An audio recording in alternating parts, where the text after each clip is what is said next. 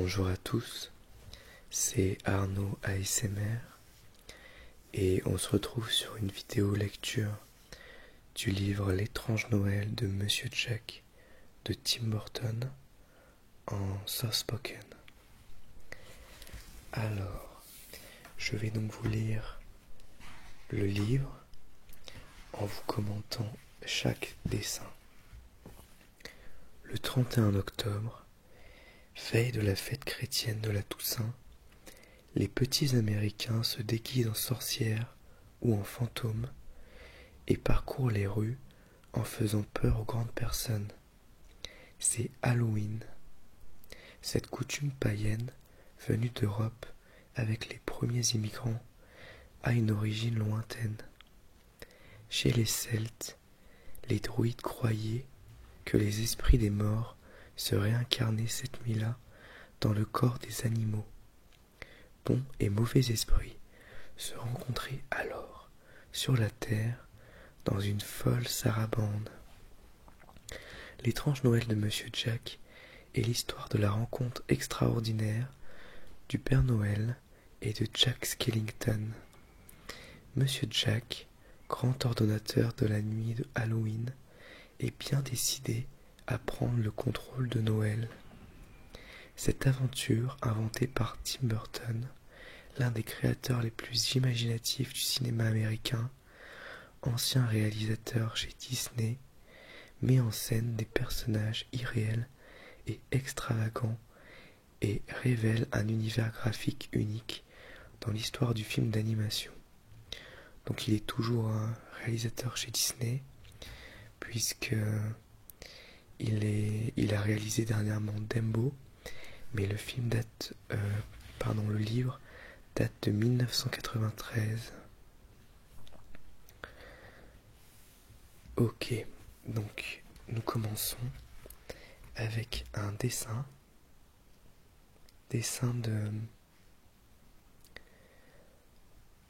d'un genre de bonhomme de citrouille, comme un bonhomme de neige, mais en citrouille, avec le titre.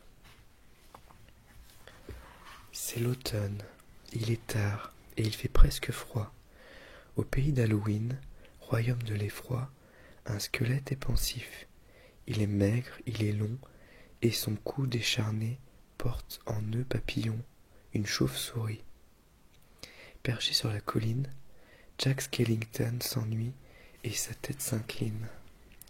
Donc on a un magnifique dessin culte avec la colline en spirale qui est un élément qui revient très souvent dans la filmographie de Burton, et un chant de citrouille d'Halloween. Ce n'est pas une vie de faire peur aux gens, de semer la terreur, de leur glacer le sang. Et puis, j'en ai assez de danser chaque nuit. Mon squelette, en dansant, fait un bien vilain bruit. J'ai les pieds tout meurtris, je hais le cimetière, il faut que sans tarder je change d'atmosphère. Avec une illustration de Jack qui parle sous fond de lune. C'est alors que surgit, tournoyant d'une tombe, une brume de chien, fantôme que surplombe un néron lumineux, sorte de feu follet. Ce spectre bricolo, étrange mais palais, est celui de Zéro. Jack est son grand ami. Comme il existe à peine, il n'aboie qu'à demi. Donc là on a un dessin du chien fantôme Zéro avec sa tombe, et à côté il y a une tombe de chat et une tombe de serpent. Donc ça doit être un cimetière spécialisé dans les animaux. Pendant toute la nuit et tous les jours suivants, Jack avance au hasard, triste comme le vent. Alors là, il y a une de mes illustrations préférées du livre, que je trouve vraiment magnifique, avec un soleil en forme de citrouille d'Halloween, encore des citrouilles qui poussent de partout, et un genre de forêt composée d'arbres morts. Et tout à droite, on peut voir Zéro qui suit Jack, qui a l'air bouleversé. Quand vient le crépuscule, au fond de la forêt, pourquoi donc tout à coup tombe-t-il en arrêt? À moins de 30 pas, sous ses yeux ébahis, 3 portes sont taillées dans des troncs gros et gris. Des portes lumineuses et pleines de couleurs. L'une d'elles surtout lui fait battre le cœur. Ému, tout excité, il la pousse en tremblant. Elle s'ouvre en soufflant un tourbillon tout blanc. Donc ça, ce sont les 3 portes. On a une porte avec un cœur qui symbolise la Saint-Valentin, une porte avec un œuf qui symbolise Pâques, et une porte avec un sapin de Noël qui symbolise évidemment Noël. Et c'est celle que Jack va ouvrir. Et nous avons ensuite un dessin en double page de Jack qui se retrouve comme aspiré dans un tourbillon bleu et blanc. Et il arrive dans le monde de Noël. Jack est à Noëlville et cesse d'être hanté. Il éprouve à présent tout ce qu'il a souhaité.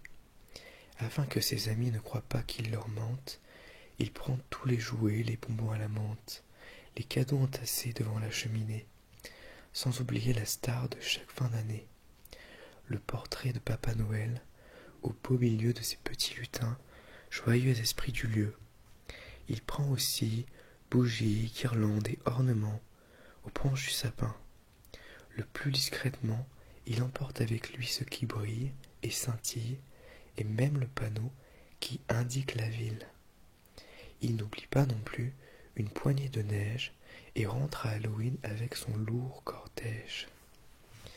Donc là, on peut voir le dessin de Jack dans le monde de Noël, qui est comme symétrique avec 2 grands poteaux, peut-être des genres de lampadaires, avec 2 bonhommes de neige à droite et à gauche, 2 maisons et une maison centrale. On peut voir des lutins à l'intérieur et Jack devant la porte. De retour au pays où vivent les fantômes, Jack étonne ses pères, ces drôles de bons hommes, avec ses souvenirs de Noël merveilleux. Enthousiastes ou peureux, aucun n'en croit ses yeux. Et là, il leur montre une boule de Noël, et on peut voir plein de monstres. Il y a un cyclope, une sorcière, un clown monstre, un diable, une momie, un vampire, des fantômes, et l'amoureuse de Jack dans le film. Donc je ne sais pas si dans le livre c'est mentionné, mais je pense que ce n'est pas le cas, puisque le livre est beaucoup plus court que le film. Les jours suivants, dans le tonnerre et les éclats, Jack essaie franchement d'y voir un peu plus clair. Pourquoi d'autres que nous répandent le bonheur alors que nous semons la panique et la peur? Et si le Père Noël, cette fois, c'était moi, je saurais partager les cadeaux et la joie. Vraiment, toujours le même, à la fin c'est injuste. Soudain vient une idée qu'il déguste. Donc là on le voit pensif, sur sa table, avec des cadeaux, un sapin, du houx et une nappe à sa propre effigie. Et puis évidemment, Zéro le chien avec un sucre d'orge dans la bouche. Chez lui, le Père Noël fabrique des jouets.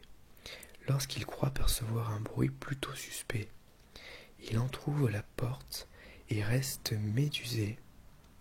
De vilains avortons, plus bêtes que rusés, le menacent d'un ton qu'ils veulent péremptoire. Donnez-nous quelque chose, ou bien vous allez voir. Avant même qu'il ait le temps d'ouvrir la bouche, le fourre dans un sac, ses êtres laids et louches. Voilà le Père Noël transporté dans un sac, direction Halloween, où l'attend Super Jack. Donc là, on a les 3 petits personnages qui sont aussi présents dans le film. Au pays d'Halloween, nouvelle réunion face au Père Noël qui fait l'attraction, car c'est le tout premier que l'on voit par ici. On le trouve bizarre et inquiétant aussi. Mon cher monsieur Noël, dit Jack au vieux bonhomme, je suis assez fâché. C'est un crime ou, tout comme que vous fassiez Noël perpétuellement.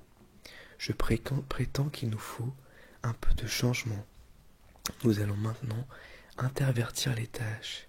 C'est moi qui porterai la barbe et la moustache, et vous qui ferez boue en sortant du cercueil. À mon plan bien conçu, ne mettez nul écueil. Jack est persuadé qu'il jouera bien son rôle, mais Noël est pour lui plus macabre que drôle. Là on voit avec le Père Noël, il lui tient l'épaule, et puis il y a tous les monstres qui sont un peu ébahis par le Père Noël. Jack et tous ses amis sont prêts à s'en aller. La veille de Noël, le renne est attelé au beau traîneau cercueil lustré pour l'occasion.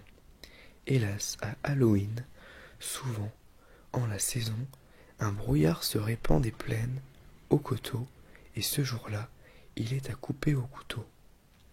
Jack alors se lamente et croit que sa tournée de Noël est fichue dès la première année. Quelle est cette lueur à hauteur de mollet? C'est le nez de Zéro, le brave chien follet. Veux-tu, mon vieux Zéro, avec ton nez qui luit, précéder mon traîneau, le guider dans la nuit? Se rendre utile était le rêve de Zéro. Aussi gambade-t-il en tête du traîneau. Joyeux Noël, crie Jack d'une voix caquetante, et le vaisseau fantôme entre dans la tourmente. Donc là à gauche, on a une illustration de Jack en noir et blanc en Père Noël, et à droite, on a Zéro qui fait de la lumière avec son nez. Et ensuite, on a une magnifique illustration en double page des reines squelettes qui traînent le cercueil traîneau et de Zéro en tête de cortège. La veille de Noël est un vrai cauchemar. On a du vent qui accompagne cette vidéo. Ça va bien avec le thème. La veille de Noël est un vrai cauchemar, une amère surprise et même un traquenard pour les petits souliers devant les cheminées. Les enfants bien au chaud, au fond des lits douillés, rêveront de squelettes et de têtes de mort. La lune est un linceul sur la ville qui dort. Le Père Noël ricane sur son traîneau funèbre, en forme de cercueil, tout au fond des ténèbres. Clochettes dont le chant n'est rien moins que joyeux, ressemblant à des os battant à qui mieux mieux. Un renne squelettique emmenant le manège, comme on n'en vit jamais dans les pays de neige. Ce cortège effrayant, personne ne croirait qu'il est venu du ciel, tout chargé de jouets. Et pourtant, c'est avec une joie très profonde que Jack apporte des cadeaux à tout le monde. Saute de toit en toit, distribue à foison de macabres joujoux qui dans chaque maison sèmeront la panique et la franche terreur, alors qu'ils sont pour lui l'image du bonheur.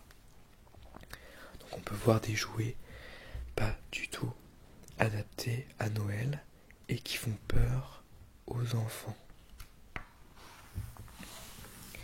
Il donne à la petite Claire une poupée qui vocifère. Il va chez Suzy et Simon vider la hotte du démon. un petit train qui électrise, un pantin qui vous vampirise, une plante qui vous dévore, un nounours Dracula qui mord. Tous les cris de terreur qui montent des maisons.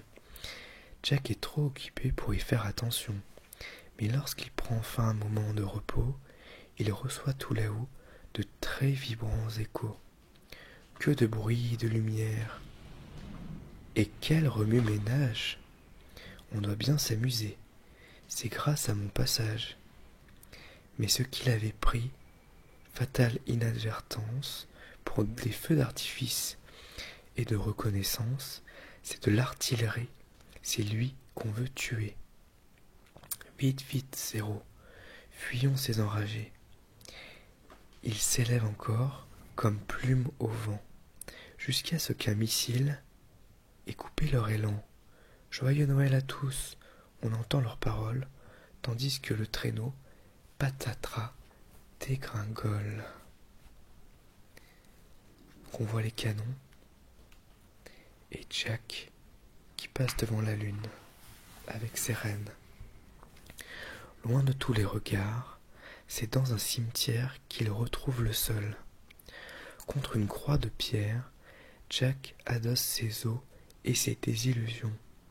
Je croyais bien pouvoir, j'en ai eu la vision, être Père Noël. Le ciel m'en est témoin. Il sanglote, il gémit. Son désespoir au moins est un peu adouci par le fidèle Zéro. Mais quelle est cette voix qu'entendent nos héros? Donc là on voit Jack qui est triste devant une tombe et il est en train de sécher ses larmes avec l'aide de Zéro. C'est celle de Noël le vrai, le vieux papa. Non, mon cher Jack, allez, ne désespérez pas. Certes, vous n'avez pas pris le chemin des sages, mais je sais que vous ne vouliez pas ces ravages. Aussi vous êtes triste et vous réalisez qu'Halloween est l'endroit qui vous est destiné. J'aimerais vous parler pendant une journée, mais la nuit va finir, et moi j'ai ma tournée. Joyeux Noël, dit-il en guise de salut, saute dans son traîneau, disparaît dans les nues. Et là on voit Jack qui se fait conforter par le Père Noël. Rentré chez lui, Jack est morose, Noël soudain, métamorphose, Halloween en pays joyeux, le Père Noël est généreux. Voilà donc pour cette lecture de L'étrange Noël de Monsieur Jack. Donc c'est dans la collection Disney Insolite. Il y a 2 autres livres qui étaient sortis à l'époque, le Jabberwocky et le Vaillant Soldat de Plomb. J'espère en tout cas que cette vidéo vous aura plu. Moi j'ai beaucoup aimé lire ce livre, cette lecture, faire cette lecture avec vous. Et je vous dis à bientôt pour une nouvelle vidéo ASMR. Au revoir, merci à tous.